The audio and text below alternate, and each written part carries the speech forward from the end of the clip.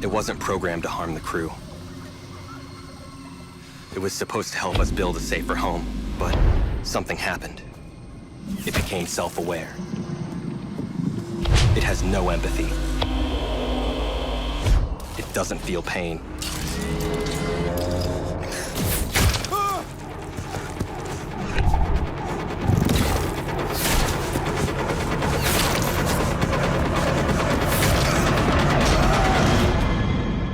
It learns at an impossible rate, and it won't stop until we are dead.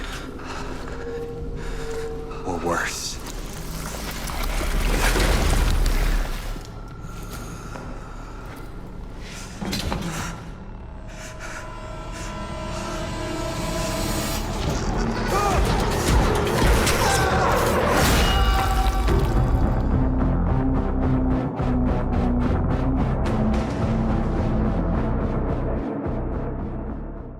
How's it going, Michael? Welcome back to the Dead by the related video today. I wanted to talk about the most recent chapter that just got announced at the most recent anniversary live stream, as you could say.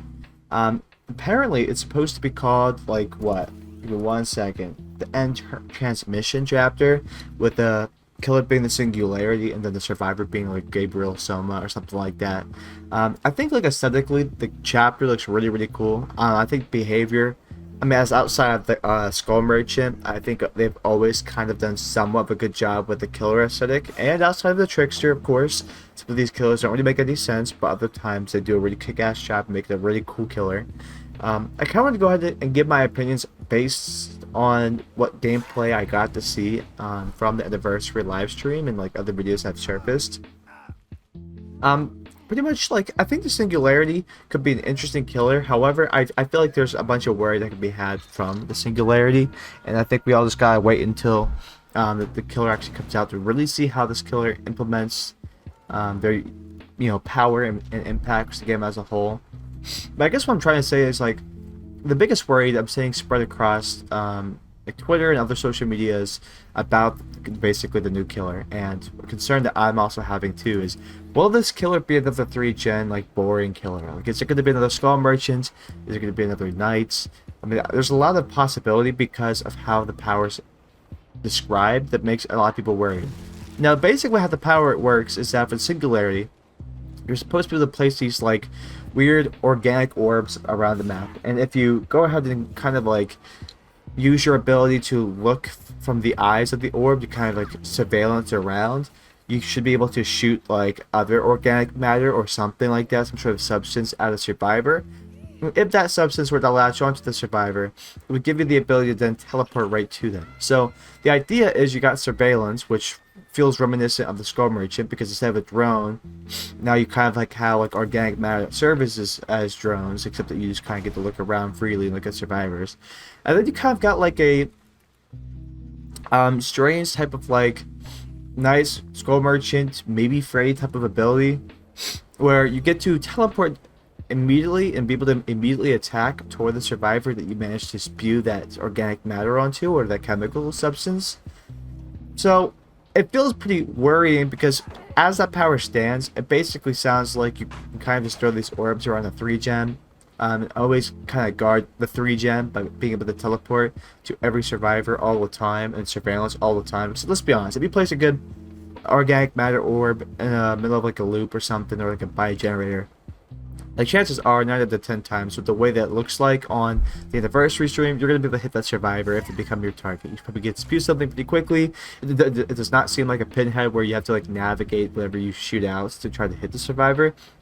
It seems like whatever you shoot out is just basically going to hit them. So that being said, if it is true that, whatever you shoot out is going to basically hit a survivor almost guaranteed every time, and there isn't a real big cooldown in between the ability to teleport to survivors who are hit by this organic matter or substance, having the ability to immediately teleport and immediately hit survivors seems pretty fucking like good for a 3-gen, which is really unfortunate just because a lot of people have been asking for killers and killer powers to finally be able to let the survivors, not the survivors, let the killer player actually be able to try to navigate the match the way that they want, play the way that they want, and give like a variety of ways to play.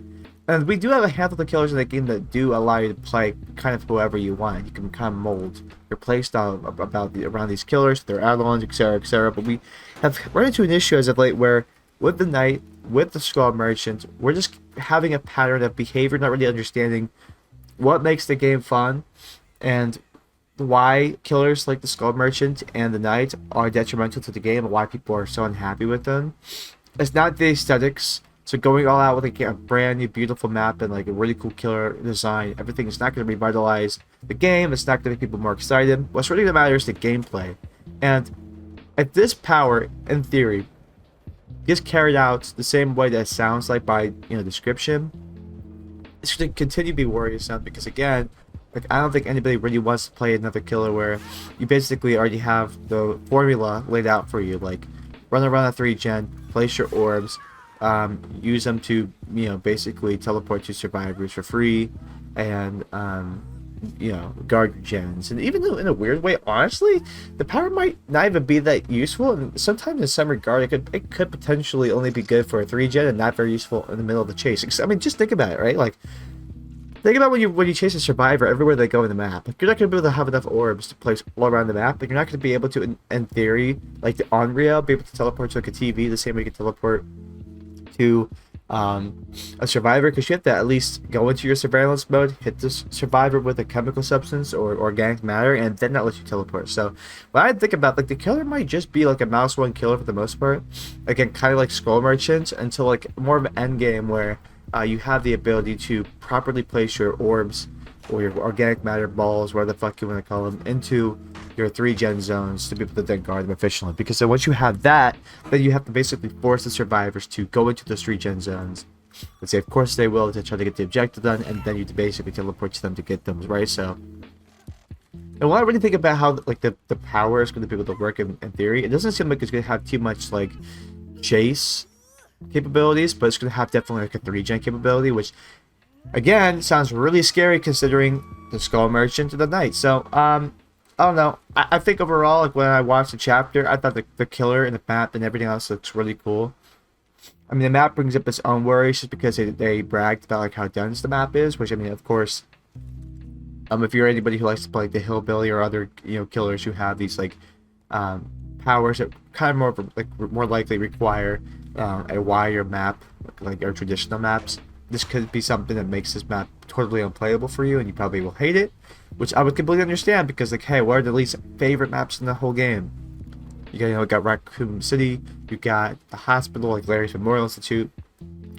All the indoor maps basically people don't really enjoy.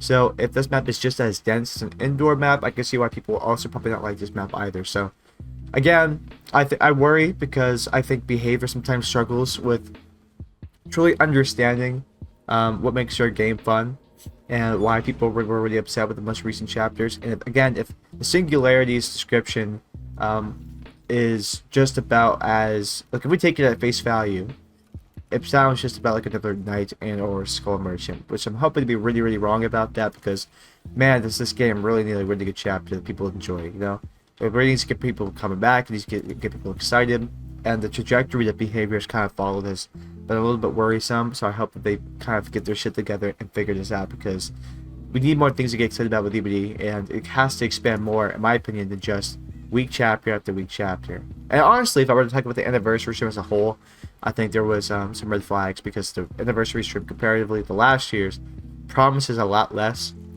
and a lot of it we already knew, which isn't their fault because of the leaks. But Nicolas Cage in this chapter, I don't know. Like, we gotta wait and see, but I'm really hoping for something different, something good. But that being said, let me leave your thoughts down below. Let me know what you think of the Singularity, what you think of the chapter, what you think your concerns are, if there is any concerns that you might have. But at the moment, I think, at the time of recording this, the PTB for this, chapter is going to come out in a couple of days. So now we're going to have an opportunity to really, really see how the Singularity plays out in the game. And hopefully it's not going to be as bad as the description makes it sound to be, right? So with that being said, thank you guys so much for watching. Hope you guys enjoy. As always, hit the like button, subscribe to the channel if you are new. On this Mac, I'll talk to you guys all later. Peace out.